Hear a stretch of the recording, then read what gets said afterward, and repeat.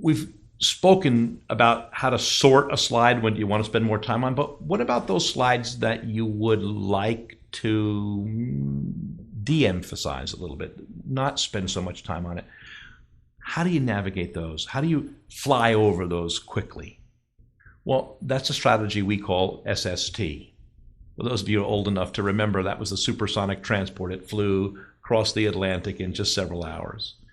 So that's obviously also an acronym. It's an acronym that helps you fly over slides. So what does that really mean? Well, the first S really stands for setup. You want to combine what we call the setup and the orientation so that when the slide becomes visible, then you just explain to people what they're looking at, right? So you set that slide up.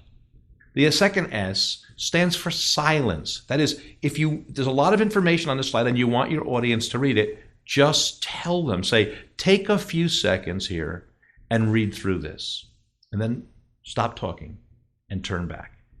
Give them a few seconds to scan the content of that slide.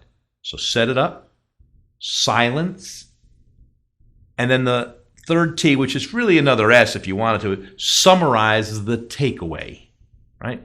Explain the pertinent summary of each of those takeaway messages. So bottom line, folks, there's three things on this slide you have to remember. You need to remember boom, and boom, and boom. And so in just a few seconds, you can navigate through a very busy slide that you don't want to spend a lot of time on. Set it up, tell them what they're looking at, give them some silence, but tell them you're going to do it. Take a few seconds to go through that, please. And then summarize the takeaway. Bottom line, here are the three things we need to take from this slide. You need to remember A, B, and C. Good luck.